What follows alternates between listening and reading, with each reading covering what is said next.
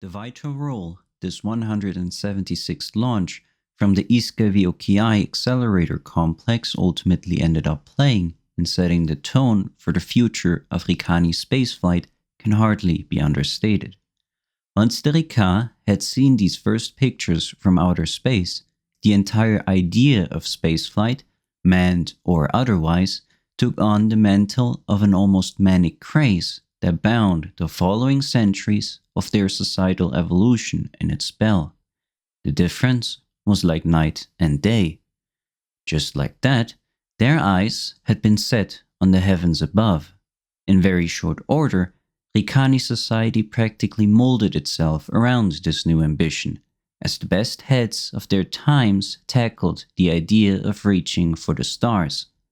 Soon enough, their technology had caught up with the initial aims of creating a chemically propelled vessel capable of safely transporting a Rika beyond the bounds of T'virika's atmosphere. And so, their kind spread its figurative wings and left their eternal home for the first time. A Ke by the name of Sarua Sura Mgeka would lead the charge and become the first Rika to enter the black of space. 8 cycles after Sarua's launch, another Ke by the name of Hao Nustu would maneuver herself into the first stable orbit around T'virika, whose trajectory would form the basis of a journey that allowed the free-headed team of Commander Keo Amatri Aye Osksa, pilot Rixio Yae, and co-pilot Terva Vayatek to successfully conclude the first Rykani interplanetary mission on the surface of T'virika's innermost moon Treve, a mere 294 swaps later. All of these ventures live on today as both the triumphant tales of a united species single-mindedly pursuing its highest ambition, but also as morbid reminders of the many issues that plagued the early Rykani chemical rocket program, given that all 5 of the Rika just named perished during their missions. However, the risk of casualties never deterred the Rika. Quite the opposite. Over the following centuries, Rykani ambitions seemingly became numb to both pain and reason, and despite repeated setbacks, the Rika soon spread their presence first across the moons of T'virika, and finally across the outer planets of the Khatrik system. Within less than a millennium after the launch of Probe 176, their new generation ships carried the first Rykani settlers to the planets of distant systems. Driven by the ever-creeping scope of their ambitions, the Rika would spend the next millennia cultivating their realm and spreading their genus across Khatrik's neighboring stars. Colossal efforts were undertaken to terraform the first Rykani exoplanets into a habitable state, while a simultaneous enterprise of boundless expeditions explored and documented new worlds, new planets, new stars, new anomalies, and new primitive life forms. But, as it ultimately turned out, the Rika weren't all too pleased with what they saw. The reports that reached the populace of T'virika spoke of inhospitable planets, dangerously emissive stars, hostile orbits, deadly atmospheric compositions, tidal locks, lacking or overwhelming magnetic fields, radiatively ablated atmospheres, unusable rotation periods, a pretty general lack of water, and a pretty obvious lack of enthusiasm when it came to the prospect of dealing with all of these issues.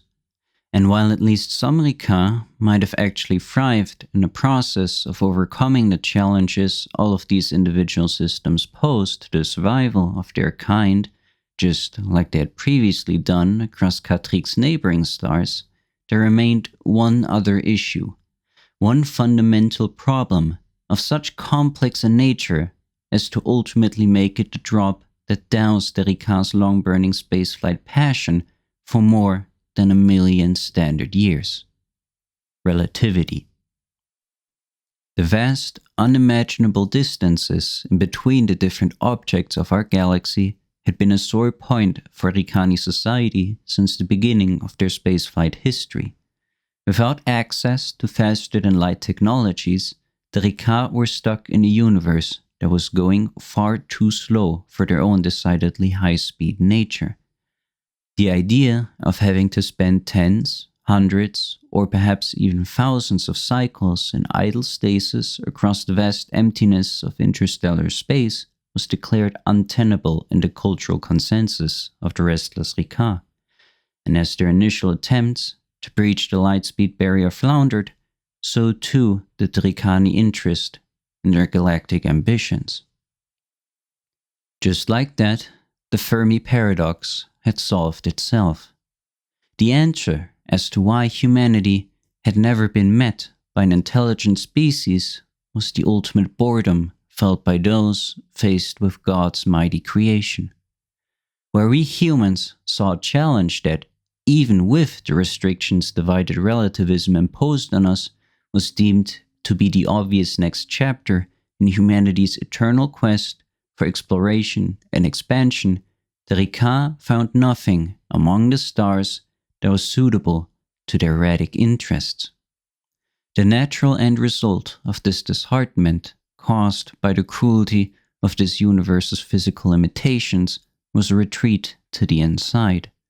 While the Rika had lost all interest in the creation of a galaxy-spanning empire, they soon found their collective eyes drawn to the recent advancements of their neural interfacing technologies. It was under a spell of these new scientific means, capable of altering every facet of one's perceived existence, that the Rika entered a new period of blissful stagnation, wherein their kind remained safely tucked away in unimaginable realms of their own mind's creation. For 1,000,000 years, a small core of immortal Rika lay dormant as a force one day destined to take over the galaxy, but unwilling to do so until the paramount day on which one fateful particle changed everything. Welcome back to another episode of the Rykani-Cast. I'm happy to have you back with us. So, last time we had our big episode where we introduced the Rika as a species with a short summary of their most important attributes.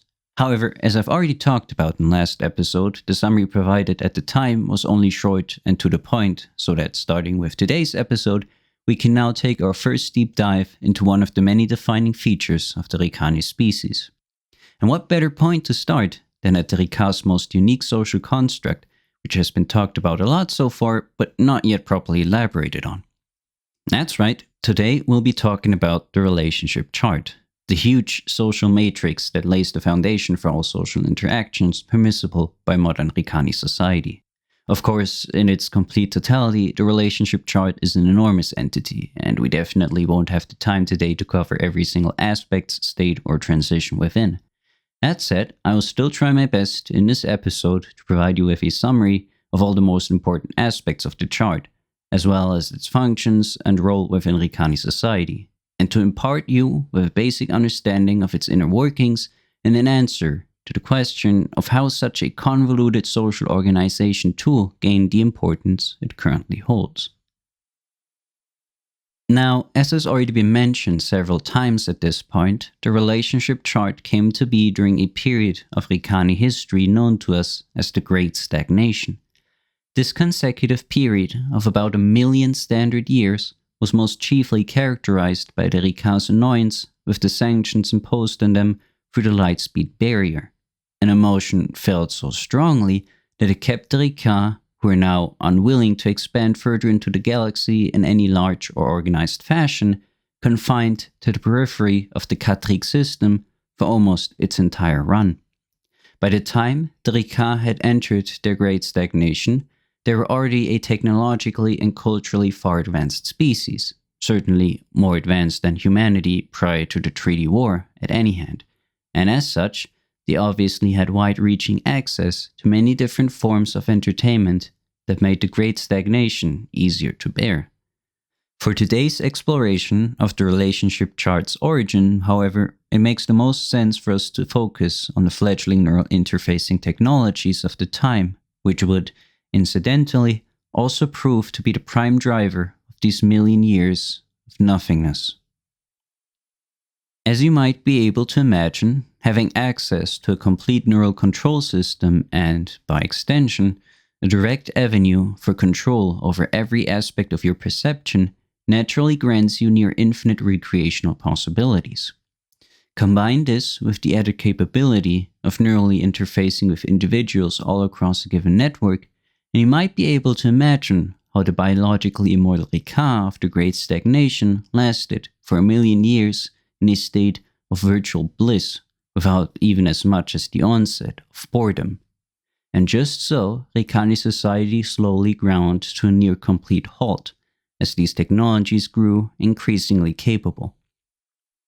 As the vast majority of all Rykani individuals slowly migrated into the digital realm, real-life activities on their planet were reduced to little more than dealing with annoying maintenance issues that their autonodrones couldn't handle themselves. Only a minuscule subset of the Rykani remained offline to roam the galaxy by themselves. Its efforts, at different times throughout the Great Stagnation, either focused on an exploration of the galaxy with their sublight generation ships, the expansion and improvement of their gigantic digital neural control interfaces, as well as all of the required energy generation plants, or the fruitless pursuit of scientific endeavors that sought to finally breach the lightspeed barrier. This small roster of offline Rykani rotated in and out many times during the Great Stagnation, and while some of their kind spent the entirety of the Great Stagnation locked away in the digital realm, others were, time and time again, driven out into the real world by a deep-rooted, almost inherent feeling which the Rykani ultimately nicknamed Srishteke.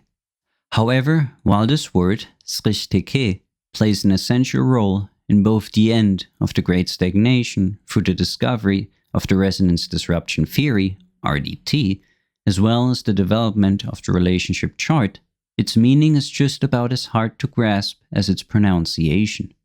The Rykani developed translation framework more often than not translates this word into the standard E-term boredom, although under specific circumstances you might also hear the expression lack of challenge used. Both of these translations are accurate in their own way, as the former describes the emotion felt by the Rykani, while the latter describes its cause. A more accurate, but also more cumbersome translation, therefore, would be boredom caused by the lack or absence of mental or physical challenge. If one examines the Rykani lifestyle during the Great Stagnation, the existence of such a sense for the lack of challenge will obviously make sense. For the Rykani, an immortal life within a stagnant, dormant society would only ever seem acceptable if there existed a mechanism that could satiate their genetically inherited exigent curiosity. The quest for novelty within the digital realm will, therefore, almost automatically become the central topic of any Rykani society existing under such static conditions. Only a constant stream of new games, new experiences, new challenges, and new forms of social interactions could keep the Rykani frustrations with their physically constrained existence at bay. And whenever the digital failed to provide, the Rykani turned their hopeful eyes to the physical realm. Of course, it should be noted that the Rykani perception of boredom isn't nearly as sharp or developed as our human one, and the fact that a modern Rykani society lasted for 1,000,000 years without achieving much of anything of note proves as much. This difference in our perceptions of boredom comes down, in one part, to the obvious grand differences in our neurology, but also in part to the Rykani's technological prowess.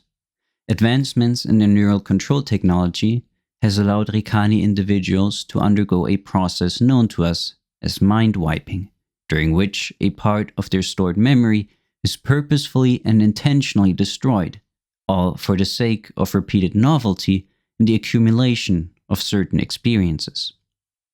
As such, the advanced nature of the Rykani neural control technologies gives us a good explanation as to how the Rykani could have stomached their purely digitally constrained existence for as long as they did. Still, given the around 1 billion or so Rika and ViRa that constituted the Rykani society of the Great Stagnation, there did exist enough social inertia, even if we account for any and all mind wipes, as to facilitate the continuous evolution of a collective conscience and a collective memory of past occurrences. So, while an individual Rika with access to mind wipe technology might never feel bored by the sheer magnitude of the Rykani digital realm, the same could not have been said about the Rykani collective consciousness of their time.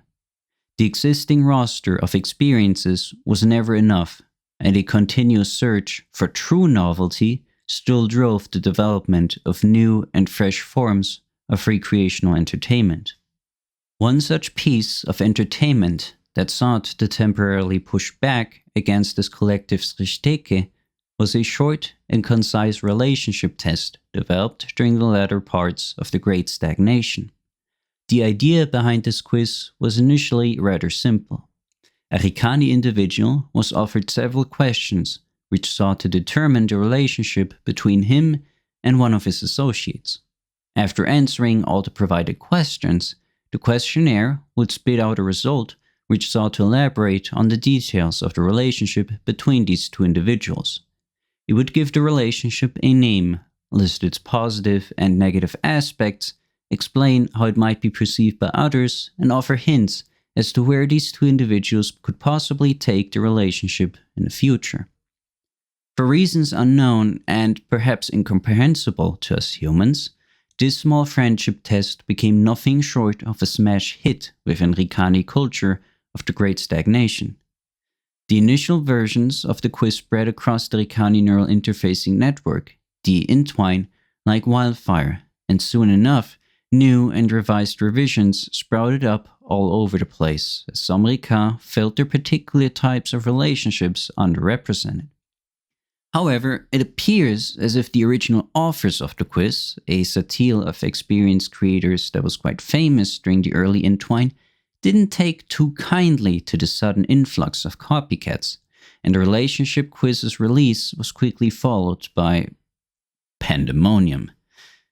Well, perhaps the word pandemonium is a bit of an understatement, because it seems almost impossible for human Rykani historians to summarize the conflict that blanketed the entire Intwine for several decades after the release of the initial relationship quiz.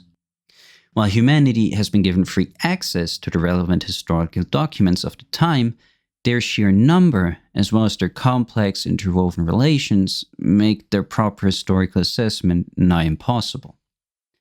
Almost every single Rika of the Great Stagnation participated in the ensuing online war at some point or another.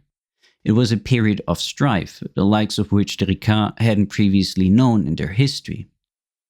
At its center stood several groups of Intwine creators, together with their followers, and surrounding them were trillions of posts, comments, commentators, social movements, callouts, debates, multi-hour-long retorts, targeted insults, funny and offensive images, harassment campaigns, digital universe-spanning griefing campaigns, violent threats, physical altercations, multi-year-long psychological operations organized from hidden messaging servers, secret collusion networks, corrupt administrators, leakers, insincere admissions of guilt, voluntary isolations of entire communities, locked threads and comment sections, takedown efforts, several deletions of sizable chunks of the Intwine, as well as a media coverage so biased as to make all articles of the time historically worthless.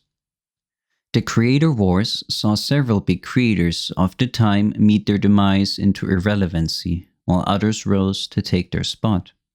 As one could imagine, the decades of campaigning left the tempers on all sides more than a little heated, which made a resolution of the conflict rather difficult.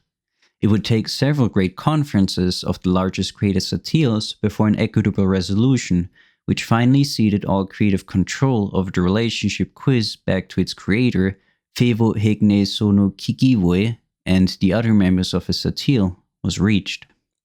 With the end of the Creator Wars, Fevo-Satil also formally received the task of administering his quiz and expanding it until a mutually acceptable point was to be reached. Additionally, the cessation of hostilities was also accompanied by a shared oral statement from all sides stating that the happenings of the last few decades weren't cool and that such conflicts should be avoided in the future. The Creator Declaration has since managed to keep the peace in the Entwine, and as the expansion efforts of the relationship quiz into its modern form of the relationship chart has yet to meet its sole requirement, Fevo and his Satil also still carry out both of their assigned tasks to this day. Given what we now know of the conflict that preceded the creation of the modern relationship chart, we can now perhaps gain a bit of an understanding as to why it carries such weight in Rykani society. Throughout the Creator Wars, the relationship test had become a sort of social obligation to be completed by any Turika to share the relationship. Of course, at the time, it served more as a test of allegiance, as the usage of the correct quiz was what ultimately determined one's standing within the broader Entwine-spanning conflict. But as these wars carried on from cycle to cycle, the thought of relationships as discrete states to be determined using various tools became increasingly enshrined in Rykani culture. If we consider the immense timeframes that we usually talk about when discussing events of the Great Stagnation, it makes sense that many key experiences of this period would eventually mold the collective Rykani social consciousness, and just such was the case for the relationship chart, which soon enough evolved from a small, controversial pastime into something much more serious and much more vital to Rykani sociology as a whole. But while the origin of the modern relationship chart via the Creator Wars might stand as a unique occurrence within the history of the Great Stagnation that, quite likely, also explains its lasting significance to the Rika, its process of entering and modifying Rykani culture does not. Modern Rykani society is still quite strikingly marked by its history of splendid digital isolationism and many other eccentricities of the Rika, such as their adulation of virtual pets or inconsiderate treatment of the Rykani crystalline intelligences, also called ViRa, have their roots planted in this part of the Rykani canon. By the time the Great Stagnation was upended via a sudden discovery of the RDT, the Rykani relationship chart had already, long ago, become the sociological centerpiece of a species that would now spread its genus across a newly accessible galaxy. Okay, so at this point in time, you'll probably have a lot of questions about the relationship chart itself, such as, what does it look like? What is it used for? How does it work? And why exactly does Rykani society remain so enamored with what we humans could dismissively call a nonsensical flowchart? Well, luckily for you, I've just officially reached my limit of how far I can drag out talking about the contents of the chart. So, for better or for worse, it's now time for us to get down to business.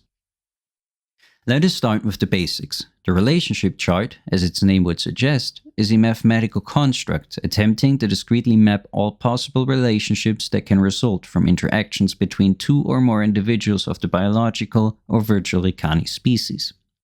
It takes a somewhat gamified approach to sociology and maps a single individual relationship as a discrete construct called a relationship state along one or several of the 7 major axes of the Rykani relationship chart.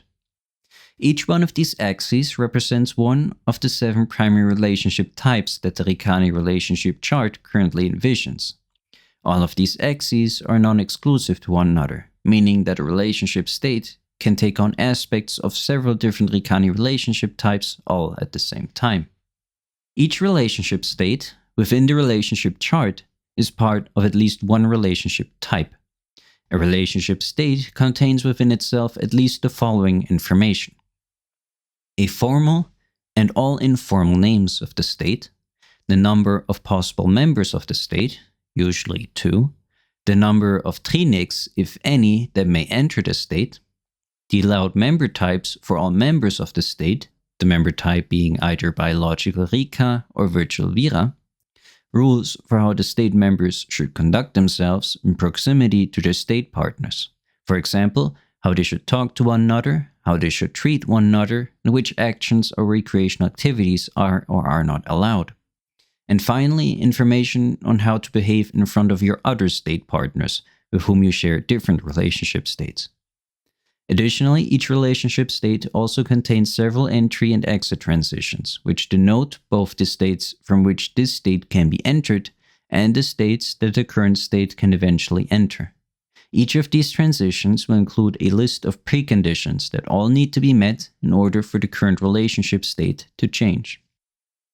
As was mentioned previously, the relationship chart takes a gamified approach to relationships, so let me elaborate on that a bit. You see, thanks to the ubiquitousness of Rykani neural interfacing technology, every second of the average Rika's life will be monitored in one way or another, and the relationship chart makes use of all this information for its own autonomous tracking of relationship states. This tracking is achieved through complex, context-sensitive algorithms that assign 7 different values, one for each relationship type, to all interactions that have taken place between two Rika. These values are then added up to the sum of values within the current relationship state. For the sake of simplicity, you could think of this mechanism as working like the experience point counters you would see in the average RPG game. Each relationship state contains 7 XP bars, and these bars can be filled or emptied simply by interacting in manners that do or don't correspond to the respective relationship type. Once such an XP counter crosses a certain threshold in either direction, the Rika within the relationship state can level their relationship up or down to a new state that corresponds more or less closely with the relationship type of the bar, but only if all requirements associated with the state transitions have been fulfilled. In most cases, the only prerequisite for the transition of your relationship state is asking the other individual if they're willing to enter the new state with you. However, certain other states may have more specific entry prerequisites, such as being genetically related, sharing a Satil, or having the intention of entering a lifelong bond with them. It should be noted that many of these requirements will be bypassed in case one of the 7 XP bars reaches its maximum or minimum allowed for value within a state.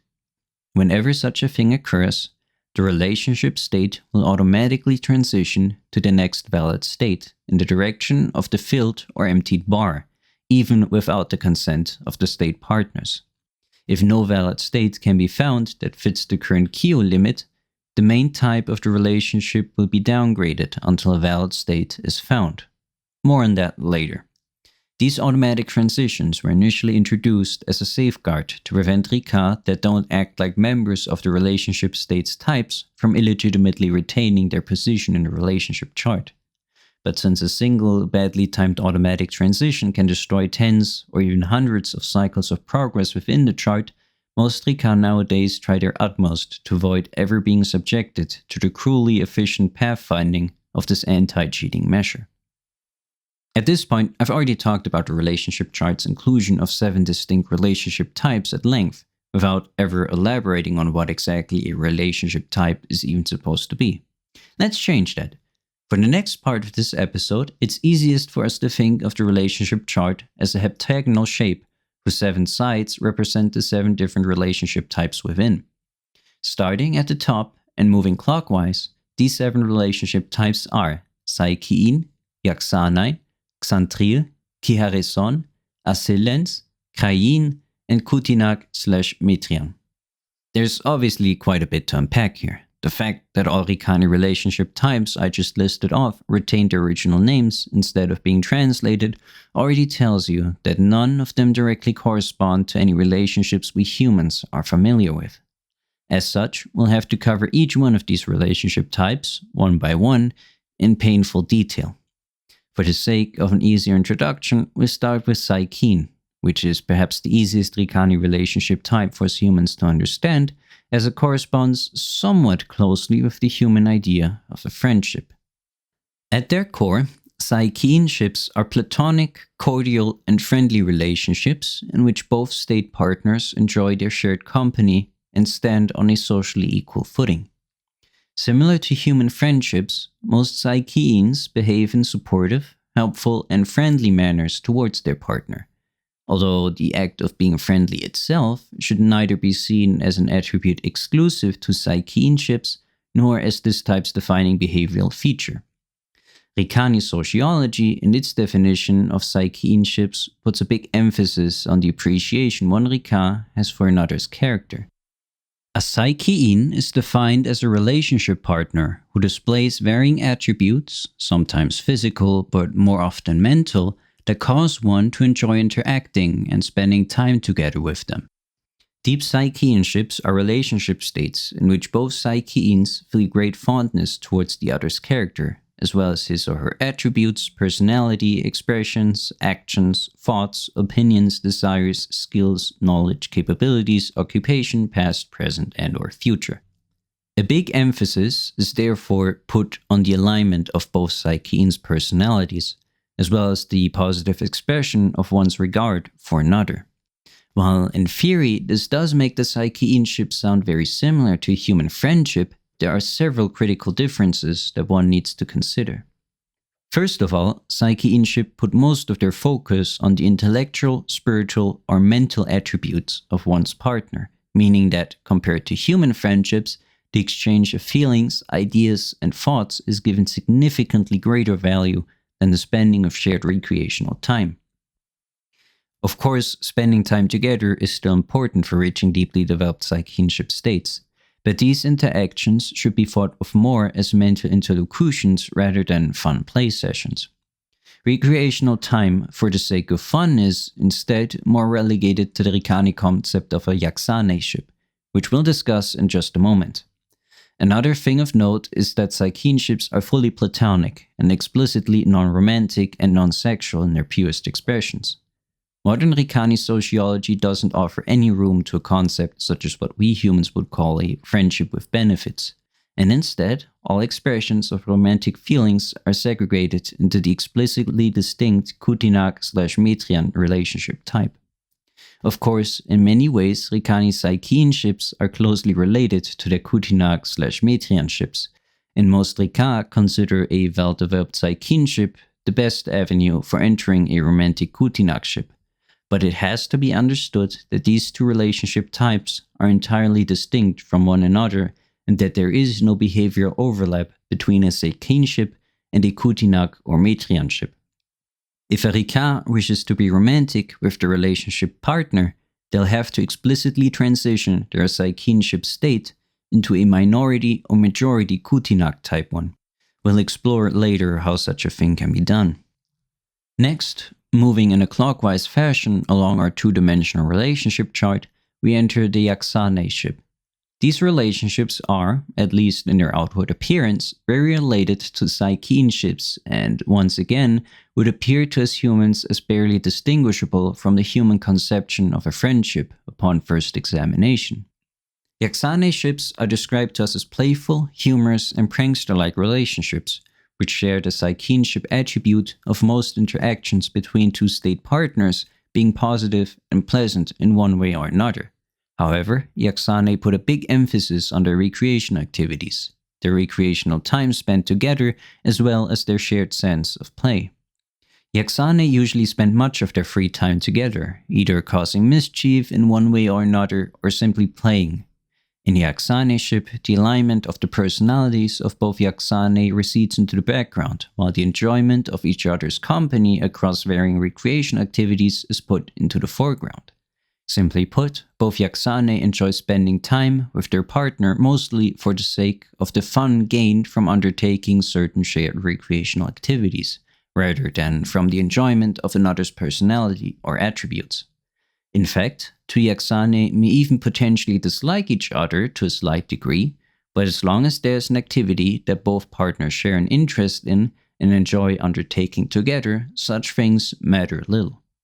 The Rykani sociological definition of a Yaxanei ship puts a big emphasis on this desire for shared time during which certain recreation activities such as talking, joking, pranking others, or most commonly, playing electronic entertainment mediums are undertaken. Yaxanei value their partner's sense of play or humor to such a point that it overshadows both the joy and the grief that could stem from the other's divergent and potentially incompatible personality. To some degree, Yaxanei ships can even thrive off of the tension between two socially incompatible individuals, as the inclusion of other relationship types can make way for more innovative, more competitive, and more intimate forms of play. Given these facts, we can also understand why many human sociologists have previously described Yaxanei ships as generally utilitarian relationships. However, unlike the truly utilitarian Ksan'tril ship, the conduct between two Yaxanei still always takes on an explicitly positive and supportive character that is vital to the formation and the upkeep of the relationship. And while we humans are known to play and spend time together with our friends, the differences between a Rykani-Yaxanei ship and a human friendship should be pretty evident at this point. Yaxanei ships, like all Saikiin ships, are fully platonic. Once again, if a Rykar wishes to become romantic with their partner, they'll have to enter a Cutinag ship. Additionally, social compatibility becomes only a secondary consideration in a Yaxanei ship, and two Yaxanei don't necessarily even need to like each other all that much. While the same could be said for at least some human friendships, a sense of social compatibility usually still forms the core of any human relationship in which recreational activities are undertaken together. In a Yaxanei ship, however, the recreational activity itself, instead, becomes the subject of the relationship. Additionally, unlike Saikiin ships, there is no consideration given to other secondary effects of being in a relationship with the state partner, such as the increase in social status, the possibility of moving to a romantic relationship, or the potential material gain that could be achieved by spending time with your partner. Simply put, in the Yaxanei ship, the primary emphasis is put on the enjoyment of shared recreational activities, while the personality of the other Yaxanei serves as nothing more than a vessel for which this joy is multiplied. This latter point separates the Yaxanei ship from our next relationship type, that being the Ksan'tril ship.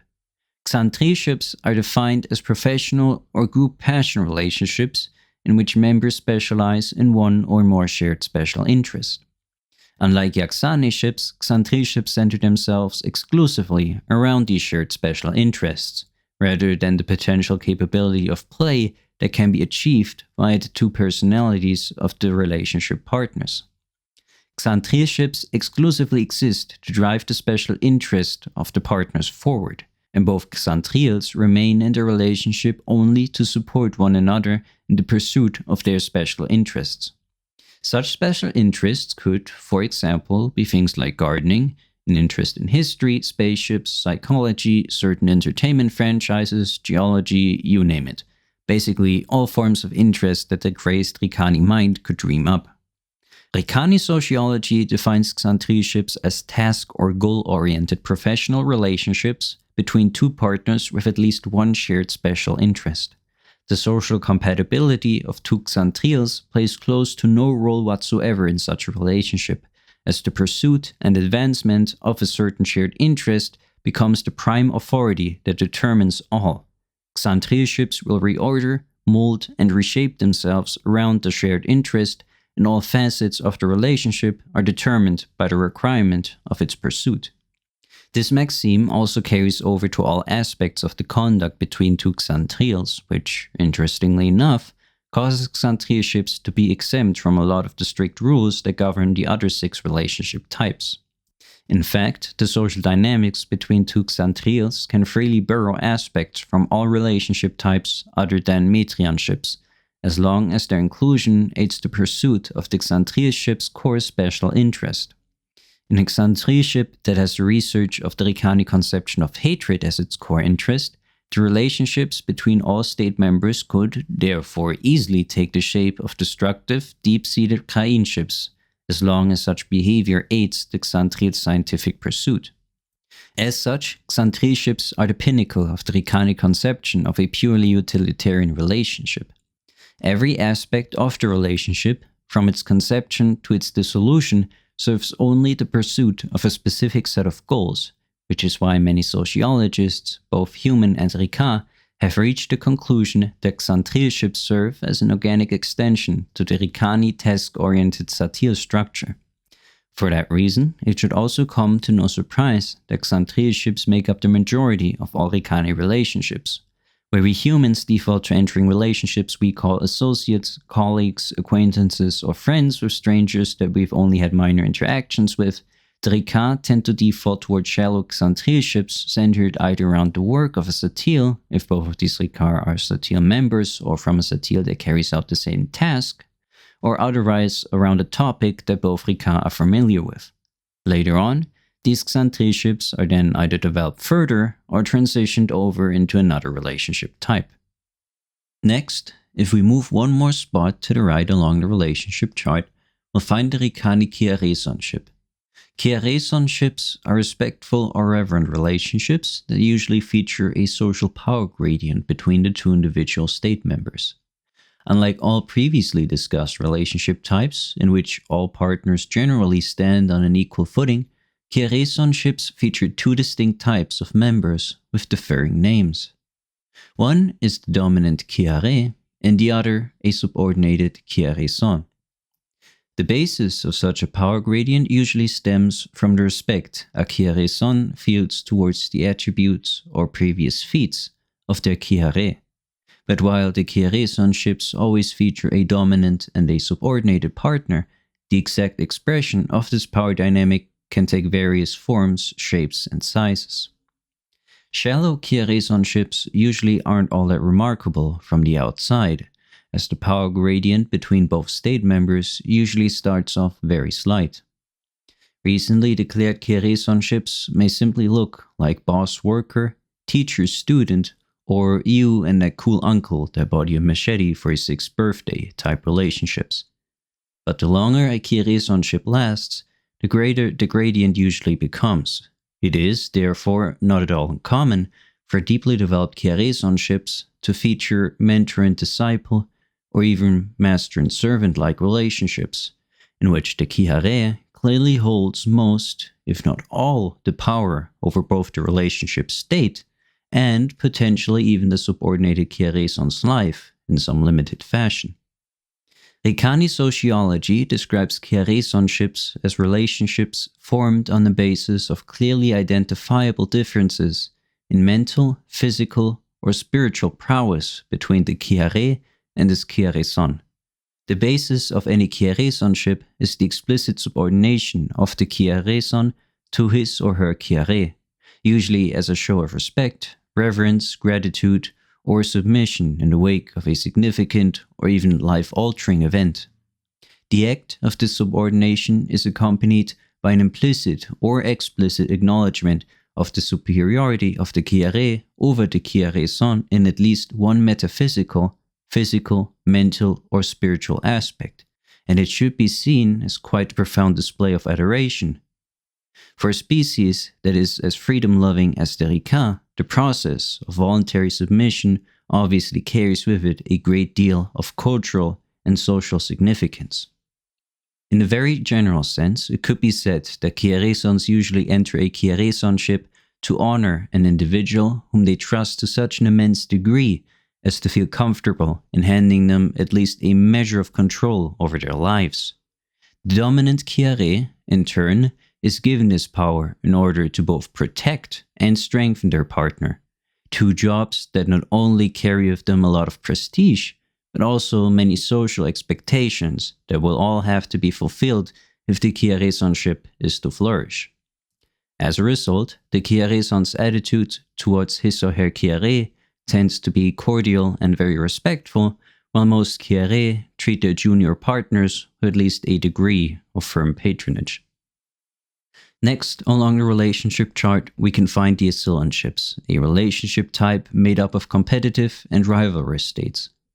While the concrete like or dislike felt between both Asil'lenzes, as well as the power gradient between them, can vary greatly from one state of this type to the other, the defining factor of an Asil'lenz ship is a shared area of competitiveness or disagreement. Rykani sociology defines an Asil'lenz ship as a relationship type characterized more by the fundamental disagreements on one or multiple points of contention rather than by the emotions existing between both state members. Asil'lenzships are, in effect, partially utilitarian relationships, insofar as that the point of rivalrous contention takes center stage within the relationship, and that the relationship centers itself around the existence, continuation, escalation, or resolution of these disagreements.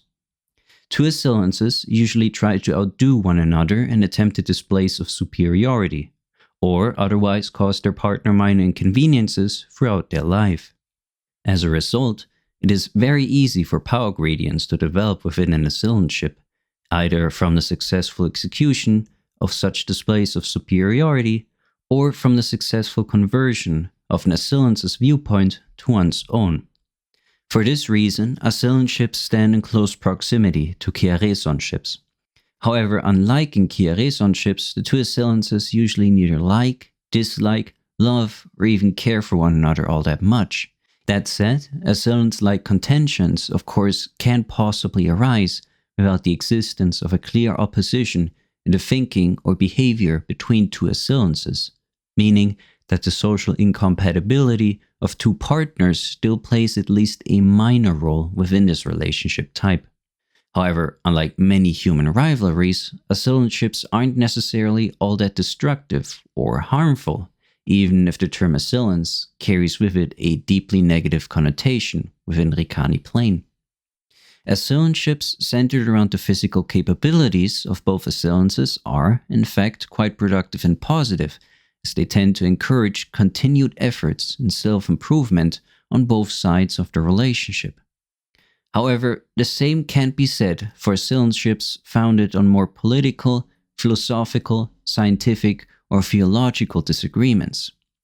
These types of Asil'lenzships tend to be quite devastating in one fashion or another, simply because the vast majority of our Rykani planetary cultures breed stubborn individuals that don't take too kindly to holistically opposed cultural or philosophical perspectives.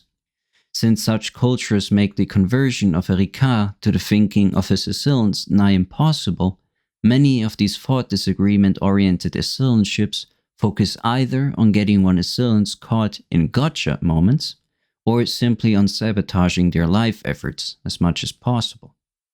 On the flip side, such Asil'lenzships do tend to be a lot more intimate, and usually form the basis for proper Krayiin ships. However, even the emotions felt between two Asil'lenzes in fundamentally philosophically based Asil'lenzships should not be confused with what we humans define as hatred. Instead, all Asil'lenzships focus primarily on the enthusiasm regarding one's own outlook on a certain topic, as well as one's passion in defending or spreading that viewpoint, rather than the dislike felt towards the partner because of his differing outlook.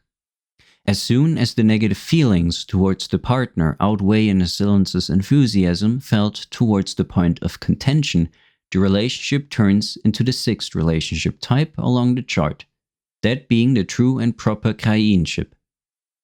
The term Krayiin ship encompasses a wide range of relationship states that are characterized by the dislike, clear hatred, or strong negative emotions felt by one Krayiin towards the other. Members of Krayiin ships usually truly dislike one another, leading them to physically, socially, or mentally insult, hurt, and sabotage each other.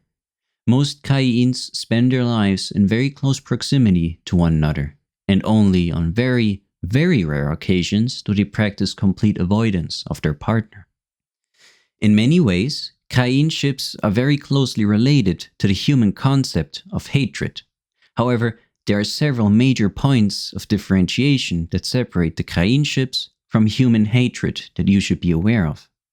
For one, the Rika consider the feelings of dislike and hatred to be very related to their conception of Saikiin ships in sentiment, just with a slightly different orientation.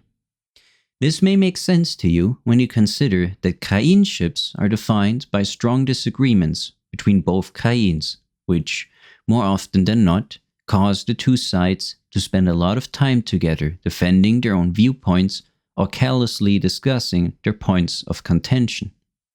In that way, Krayiin ships also focus on the thoughts, emotions, and mental or spiritual capacities of the other Krayiin. But unlike in a Saikiin ship, where both Saikiins agree with one another and usually enjoy each other's company thanks to their shared outlooks on life, Krayiin ships thrive off of the fundamentally divergent views of both Krayiins. As a result of their similarity in conception, the terms dislike and hatred don't usually have all too many negative connotations assigned to them in the Rykani plane, and, paradoxically, deeply developed Krayiin ships are actually seen more as signs of honor or even affection than anything else.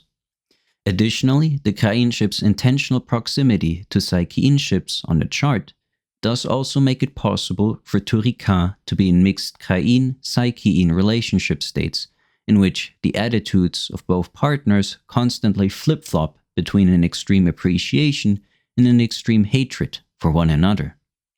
But even more interesting is the Rykani idea that Krayiin ship-like emotions actually play a vital role in their romantic relationships. This thought permeates the Rykani sociological thinking and comes into play within two special Rykani relationship types. One of these special relationship types are what the Rika call Giw'a, those being Krayiin Cutinag ships and Krayiin Metrian ships. These relationships feature two state members that both hate and love each other at the same time, usually a result of two personalities that are so diametrically opposed to one another as to cause the lives of both partners to center on nothing but the wish to convert the other Krayiin. Over time, these highly destructive and harmful Krayiin ships will devolve to such a point where the absence of the other Krayiin becomes a thought too hard to bear on either side of the relationship. By that point, both Krayiins will either notice the value their partner plays in their life and enter a Cutinag ship for the sake of fostering a more positive relationship in the future, or both Krayiins voluntarily enter a Cutinag and later on a Metrian ship just so that they are bound by a lifelong relationship that their partner can't ever back out of. Curiously, we humans also have developed the concept for a similar relationship type, that being love-hate relationships, although with some key differences.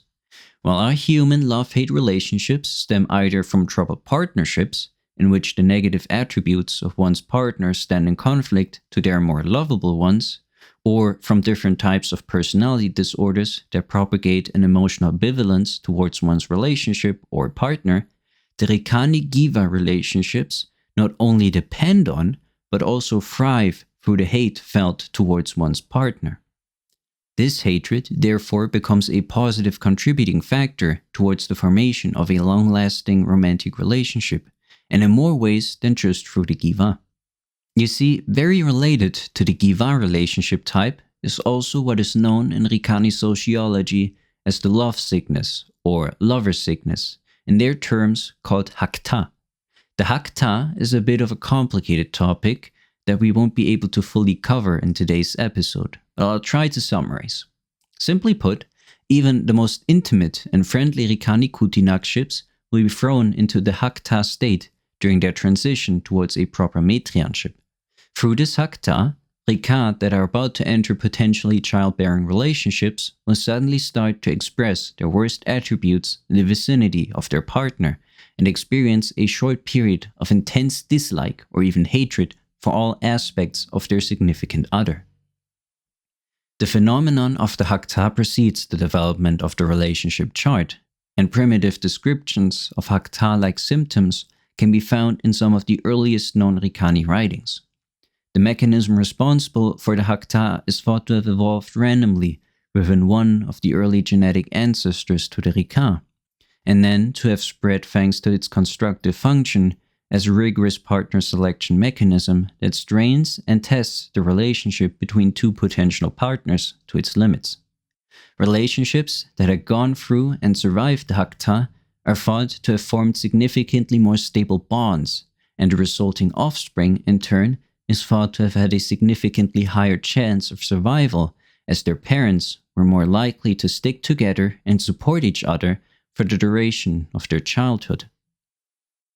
Now, since we're already on the topic of the Hak'ta, romance, and offspring, Let us now turn towards the seventh and final major relationship type within the relationship chart: Cutinagships and Metrianships. Cutinagships and Metrianships describe different forms of loving relationships that are giving explicitly romantic connotations. As this relationship type extends the Rykani conception of their own sexuality, both Cutinagships and Metrianships are solely limited to biologically conceived Rika of opposite sexes. ViRa, the virtualized crystalline Rykani digital analogs, do have access to a fully separate Cutinagship type, whose states include complicated provisions for the commencement of de facto recreational sexual activities, but they remain completely excluded from the Rykani conception of a Metrianship, since their kind has been barred from creating offspring. The differences between Cutinagships and Metrianships are, for once, actually pretty easy for us humans to understand. In their simplest form, Cutinagships are loving but still platonic relationships in which both Cutinags share a deep bond with their partner. Cutinagships give the two Cutinags access to different physical and mental actions that carry romantic implications within Rykani society, such as hand-holding or food sharing. Food sharing, as its name implies, is a ritualized version of truffle access, evolved from the Rika's reciprocal allo-feeding behaviors. It's like kissing, but both more nutritious and more disgusting. But while all such actions already carry heavy and serious connotations in Rykani society, Cutinagships still prevent their state members from performing any potentially procreative activities. To escalate the romantic relationship further, both Cutinags will have to delve deeper into the Cutinag part of the relationship chart and enter its so-called Metrian section. Outside of the usual leveling of the relationship in the Cutinag/Metrianship direction, there are two major prerequisites that stand to separate Metrianships from Cutinagships.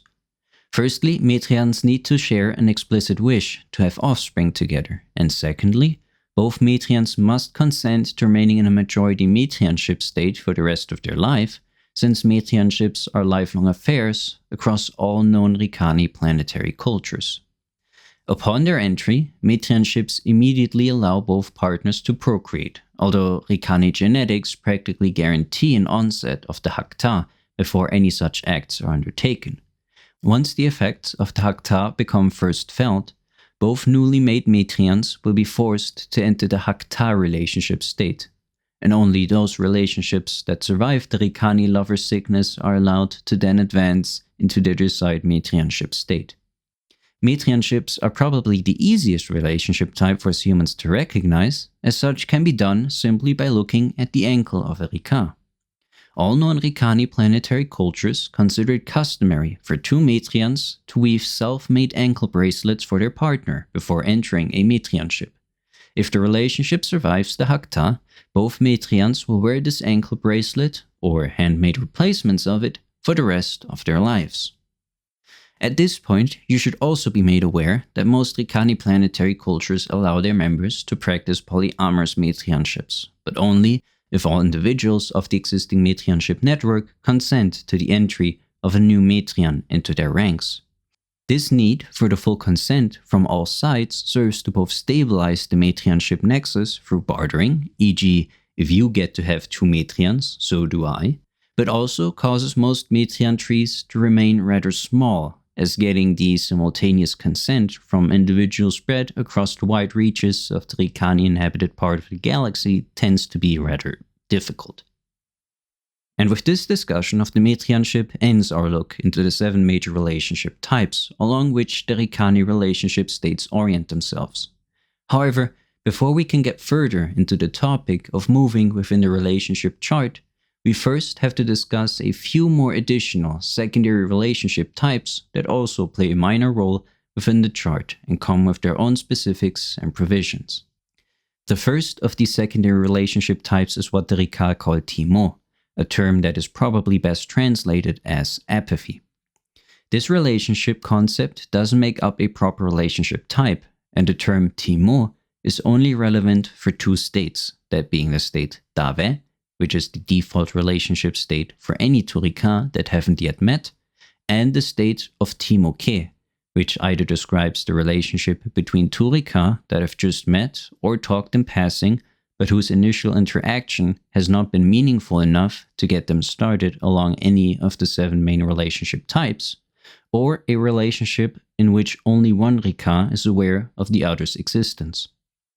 Think of, for example, movies or other forms of entertainment, where one perceives recorded words, writings, actions, or pictures of another Rika.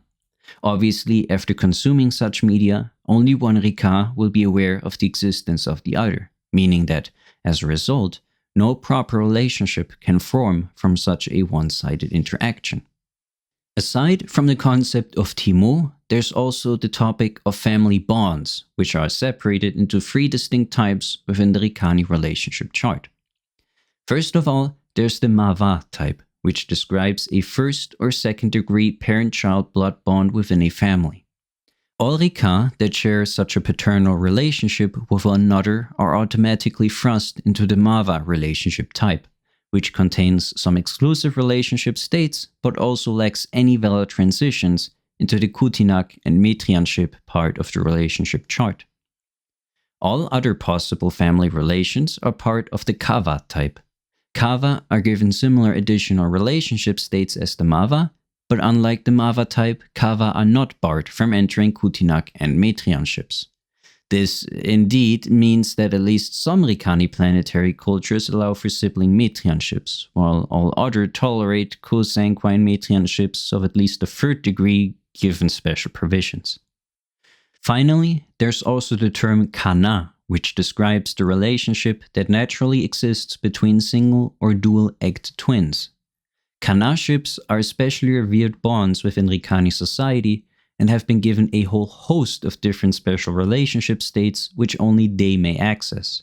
The birth of twins, although not all that uncommon of an occurrence given Rykani biology, is a celebrated occasion within all known Rykani planetary cultures and across Rykani society since time immemorial. The bond between 2 twins, especially if they happen to hatch from the same egg, is clouded in a spell of mysticism across most Rykani cultures. Kana are said to share a special, ephemeral bond with one another that all other relationships simply lack, allowing them to be more in tune with each other, even more than a fully synchronized mental instance could allow for. It is hard for me to understate just how much of an importance the Kana relationship plays within Rykani sociology. Almost all famous early Rykani mystic tales feature a pair of Kana that either carry the role of protagonists or otherwise important characters. Across Rykani history, these stories have put such a huge emphasis on the uniqueness of twin-like relationships that they have actually become a sort of philosophical goal state within modern Rykani society. In fact, to see the influence of the early Kana stories on Rykani social behavior, one only has to look at their Kara relationships. As the name implies, Kara relationships are very related to the concept of a Kanaship, and in their primal conception, Kara relationship states are intended to replicate the special bond that is said to exist between 2 Kana. A Kara relationship state can be entered via any well-developed relationship state of any type. However, developing Kara relationships is a very time-intensive process that should only be pursued by Satil members or Rika that have the capability of spending most of their daily lives together with their Kara. The Kara of a deeply developed Karaship tend to be inseparable, spend most of their time together, and are very often at least partially synchronized. After the initial synchronization of their minds, many truly committed Kara go through the process of also synchronizing their daily lives, their interests, hobbies, sleep schedules, digestive cycles, thoughts, or opinions. From there on out, the Kara may also develop their capability of completing the other's thoughts and sentences, of synchronously moving together, or of speaking in perfect simultaneity. The members of deeply developed Kana or Karaships often receive an almost religious form of reverence by the Rika for both the discipline and skill displayed by their synchronization efforts. In a sense, such relationships also represent the pinnacle of the modern interconnected Rykani society, in which two beings finally melt into one. As mentioned previously, there are also special considerations given to the ViRa, the virtualized crystalline intelligences that some of us humans tend to simply call Rykani AI. Most relationship types treat the ViRa just like the Rika, with the exceptions mostly centering around Cutinag and Metrian ships. ViRa-Rika pairings may enter all relationship types except for Metrian ships. ViRa-ViRa Metrian ships, on the other hand, are allowed even if the ViRa currently lack the permission to produce offspring. Given these rules, as well as the recent leaps in RDT environmental manipulation technology, it has become increasingly important for ViRa to explicitly declare their virtual nature to otherwise unassuming Rika. Without any such clarification, a Rika may try to court a ViRa over an extended period of time, only to find out that the relationship chart bars him from his or her pursuit. Finally, the last remaining key to the Rykani relationship states is a concept the Rika have named Trinek. The concept of a Trinek is a fairly complicated and complex sociological construct, but once we gain a full understanding of this special aspect of Rykani relationships, we pretty much possess all the fundamentals necessary for a complete understanding of the Rykani relationship chart. But what exactly is a Trinek? Well, while most Rykani relationship states can only accommodate two simultaneous members at once, almost all of them do contain special provisions for the inclusion of one or more Trineks. A Trinek can simply be thought of as any Rika that has relationships with both members of a given relationship state. If this Rika wishes to do so, he or she can, at any point, unsolicitedly burst into the relationship, thereby becoming a Trinek of the relationship state. Let us look at a very simple example for clarity. Just imagine three Rika named A, B, and C. Rika A and Rika B share a Saikiin ship together. Rika A and C share a Yaxanei ship, and B and C share a Krayiin ship. In our scenario, Rika A now decides to enter the Krayiin ship between C and B in order to keep his friends from hurting each other in their hateful relationship state. A becomes a Trinek in the relationship between C and B, and the AB and AC relationships are both appended by this Trinek ship. Now, what exactly does a Trinek do in a relationship? Simply said, they serve as a sort of third wheel for the duration of their Trinek ship. But what this role entails exactly is mostly left up to the Trinek, as their kind comes in a large breadth of varieties. Some Trinek may act as protectors of the state and its members, while others become guides, saboteurs, friends, enemies, lovers, or rivals. Similarly, the motives for being a Trinek can vary wildly, from concern and the fear of losing someone, wanting to prevent a state from flourishing or progressing a certain way, or simply wanting to help both state members in their new relationship. Trineks are given almost free rein to act within the relationship in any way they see fit to achieve the goal of their Trinekship. It has to be stated, though, that Trinekships are, in most cases, not just entirely uncalled for, but even entirely unwanted by both relationship partners. As a result, Trineks are, more often than not, heavily disliked as they compromise the intimacy of a relationship state. However, Rykani society considers it neither customary nor even really possible to deny a Trinek's request of joining your relationship states, meaning that once a declaration of a Trinekship has been uttered, there's nothing the state partners can do to prevent their new Trinek from joining their state. The only way to remove a Trinek from a relationship state is by entering a new state, at which point the Trinek has to redeclare his intention of being in a Trinekship in this new relationship, or by convincing the Trinek to leave voluntarily, a task which often borders on the impossible. But with this discussion of the Trinekship, we finally have covered all the most vital bases for us to gain a first understanding of the relationship chart's operation. Congratulations! For the remainder of this episode, we will now discuss some practical use cases of the Rykani relationship chart. To do so, we first need to understand that each of the 7 major relationship types consists of 30 different relationship levels. As previously stated, to travel along relationship type, one has to have partaken in enough actions that correspond with this type one wishes to develop so that its level within the current relationship state can be increased. Once the corresponding progress bar passes a certain threshold, and once all necessary prerequisites have been fulfilled, you may advance your relationship into the wished for direction by simply proposing such a transition to your state partner. If he or she agrees, you will automatically enter the new relationship type whose entry requirements have all just been met. Easy, right? Well, not really. It actually gets a bit more complicated. If you've been following along with this episode so far, you now know of the following restrictions that limit one's movement within the relationship chart. The progress of your relationship type XP bars, the non-bypassable prerequisites along the entry and exit transitions of a type, the consent of your partner, and possible secondary relationships like Mawa or being a ViRa.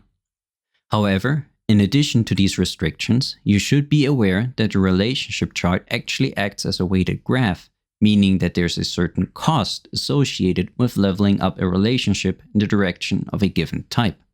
This cost comes in the form of Kijo, or simply points, which factor into the Senijo, or relationship budget, of your relationship. Every Rykani relationship is given a budget of 30 Kijo, and the cost of traveling along the relationship chart while being in a certain relationship type can be taken from the following table. Be aware that these cost values are simplifications that only apply to the initial pure relationship states of a type. As a secondary type of relationship is leveled up, the cost for further travel into the direction of that secondary type decreases as well. Similarly, these cost tables hide certain other particularities of the relationship chart's layout, especially when dealing with Metrian ships, but they'll still do us well enough for now. As you can see, each relationship type, other than the Ksan'tril ship, has different costs associated with the advancement of relationship along the different Rykani relationship types. For all non-Ksan'tril ship relationships, advancing the relationship along the current majority type is always cheapest, while relationship advancement in directions that are more distant in the 2D representation of our chart carry larger costs with them. Of course, the reason as to why Ksan'tril ships fall outside the spectrum in the cost aspect has been discussed previously. Ksan'tril ships don't really have a cost for traveling along the relationship chart simply because the special interest of both Ksan'trils replaces the interpersonal relationship as the focal point of the relationship. Therefore, two Ksan'trils can have any personal relationship that they wish to have with each other for as long as it doesn't compromise the pursuit of the Ksan'tril ship's core special interest. Okay, but what exactly determines the relationship type of our current relationship? Easy. A relationship is always of the type of its most developed relationship type. If 2 or more relationship types carry the same level, then the relationship retains the type of the relationship that has first leveled to this number. But the primary relationship type of a state not only determines the cost of advancing a relationship in a certain way, but also carries most of the influence over the conduct within the state. For example, a level 4 Saikiin ship with a secondary level 4 Krayiin ship will act most like a Saikiin ship with some Krayiin elements thrown in, while in turn a level 4 Krayiin ship with a secondary level 4 Saikiin ship will act like a Krayiin ship with some Saikiin elements. In other words, the primary relationship type is most responsible for determining the allowed actions and limits of a state, while all secondary states affect the behavior of the state members in various ways. For example, if two Rykani were in a relationship state which has developed 7 levels into the Cutinag type and 1 level in the Krayiin type, such a relationship would still be predominantly romantic in its conception, and displays of affection would still be allowed all the same. The dislike resulting from the addition of 1 Krayiin level would only occasionally rear its head through things like mean comments or insults. If the Krayiin ship level were to increase further, such acts would become more common, and other unfriendly acts like sabotaging or fighting another would become permissible. However, As soon as the Krayiin ship level were to exceed that of the Cutinag ship, the relationship would transition from being a primarily Cutinag type one into a primarily Krayiin one. This, in turn, would cause most romantic connotations to suddenly lose their importance, and the relationship would turn from one mostly centered around the love of both partners into one primarily centered around the dislike or hatred between the two Krayiins. So, we now understand that the relationship chart is a weighted graph with different costs associated towards the leveling of a given relationship, and that these costs are dependent primarily on a relationship state's majority type. So far so good. With all this information at hand, we can now also start imagining what the relationship chart may look like if it were to be visualized. For example, since we know that the maximum budget of a relationship is 30 Kijo, we can also conclude that the maximum value a relationship can reach is 30 levels in the direction of its primary type. The Rykani call these 30 000 states their pure relationships, which may only result from long-standing partnerships that have managed to resist the influence of other relationship types. As you might imagine, such states are just as rare within Rykani society as the formation of a philosophically ideal relationship is within humanity. Ask the happiest married couple you know, and they will most likely be able to hand you a long list of grievances with their partner, if so asked. Of course, all these grievances will most certainly be minute in their severity, and be easily offset by the more likable aspects of their partner. But for the relationally Puritan Rykani, minutia isn't good enough. The strict entry prerequisites and low maximum non-primary counter values of the outermost relationship states mean that they may only be entered by the most compatible, most ambitious, and most dedicated synchronized Rykani pairings out there. As soon as any aspect of other relationship types rear their head in the outer pure relationship states, the automatic transition mechanism will kick in and mercilessly toss both state members into a non-pure state. Reason enough for most Rykani not to bother with pursuing such relationship states, even if some of their planetary cultures treat members of pure relationship states almost like religious icons. Most Rykani will instead have the majority of the relationships situated somewhere in the shallow to middle regions of the chart. In any visualization of the chart, these regions would be incredibly dense and feature hundreds of thousands of states with up to 7 possible entry and exit transitions per state. Then, as we travel from the center of the chart towards its outer regions, we would eventually start being constrained by the Kijo budget, and we would see the number of states and transitions per state thin out gradually. Eventually, we would find one peak along each of the 7 axes of the chart, which would denote one of its 7 pure peaks. Now, this is where we humans kind of run into trouble with the relationship chart, as the visualization of a 7-dimensional structure would appear to us as pretty counterintuitive. If we wish to visualize the chart in any human legible format, we would be best advised to cast its 7-dimensional features into either a 2D or 3D space. Any such attempt, however, obviously comes with its own issues. Neither the second nor the third dimension offers us enough axes to properly translate the chart's topography, meaning that its dimensional structure would inevitably get distorted. Let us look at the following example visualizations to understand this problem better. Here you can see a basic 2-dimensional version of a simplified relationship chart. The states of this chart move along 7 distinct 2-dimensional vectors depending on their type allegiance. The offset vectors for this movement were simply gained by rotating a 1-0 vector around its z-axis by 51 degrees 7 times. The relationship levels of a relationship type determine how many times a state is offset in the direction of a type. This visualization serves as the simplest method of displaying the relationship chart. We can clearly make out the 7 distinct relationship types, both by their color and by their peaks, around their pure state. The obvious exception that breaks this chart structure apart is the Ksan'tril ship, which allows for a significantly broader range of possible state given its low movement costs. The big problem with this representation of the relationship chart is the larger loss of information we have to account for when transforming a 7D chart into 2D space.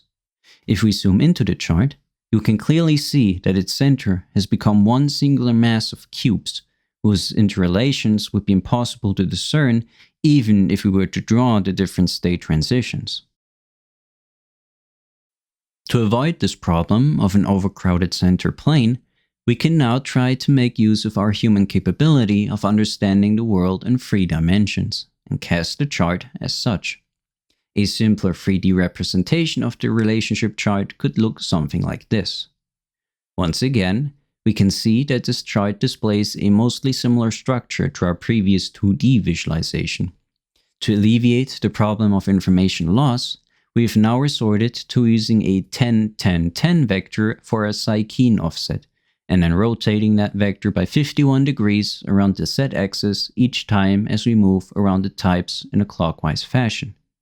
In this visualization, the z values of the different relationship states determine the final Q value of our state, while its offset in the x and y axes represents its alignment with the 7 different relationship types. This visualization both declutters the chart by giving us a third axis to work with, and also shows us a special feature of the Ksan'tril ships. While all other relationship types thin out as they close in on the 30 Kijo limit, Ksan'tril ships actually offer their members many different ways of reaching the 30 Kijo limit. So this representation is great for giving us more information about the Kijo value of a given state, but it also implicitly conflates the Kijo value with the development of a relationship along a certain type. Because all other 6 relationship types have only their pure states on the 30th level, you'd think that all Ksan'tril ships on that same height would also be level 30 Ksan'tril ships, even though that's not the case. To solve this problem, I've created another type of 3D visualization, which better serves to illustrate the actual layout of the relationship chart. In this visualization, each relationship type is, once again, assigned one of 7 possible offsets. However, instead of rotating a base vector by 51 degrees for each of the 7 relationship types, we instead assign each type a fixed vector, those being forward, forward and up, forward and down, right, left, backwards and down, and backwards and up. We apply these vectors as are in the first of the 7 relationship types, that being the Saikiin ship. Then, as we move over to the next state, instead of using these same vector values for the same types again, we offset them so that the current type always points forward. Through this method, we create a local context for each of the 7 relationship types, wherein the vector values carry different meanings as relates to the relationship type of a state. This way, we do lose the uniformity of our visualization, but gain a better understanding of the weight of the primary relationship type of a state in its stead. Of course, there are many thousands of other ways in which you could visualize the relationship chart, and these were just some attempts of mine to lighten the load at the end of this excessively long Rykani-Cast episode. Since we haven't even covered all the peculiarities and special exceptions of the relationship chart, we obviously can't even give it a full visualization yet. Indeed, my own visualizations that I've just shown you don't account for the Thi'mo states, familiar bonds, ViRa exceptions, or shifting state transition costs. Considering all the spatial complexity, it could be said that the simplest and most efficient visualization of the relationship chart probably wouldn't even include any dimensionality at all, and instead come in the form of index cards that give you the information of your current state. That's the way the Rykani do it too. Naturally, the index card method comes with some problems of its own, as it doesn't allow us to really visualize the neighborhood of and correlations between a set of given relationship states, but it is infinitely more intuitive from a practical application standpoint. Anyway, this somewhat long-winded episode should now have at least explained the most important facets of the Rykani relationship chart to you. There is still a lot of information left to cover in the future, including the perks, allowances, and limits of the different relationship types and relationship states, as well as the Rykani formal naming mechanism of their millions of relationship states. But the information of this episode has been hard enough to summarize as is, and I think all of us deserve an extended vacation from the mess that is Rykani sociology. So, I'd like to thank you for listening to this third episode of the Rykani-Cast, and I hope you look forward to more Rykani insanity coming in the future. This is AP signing out. Have a good one.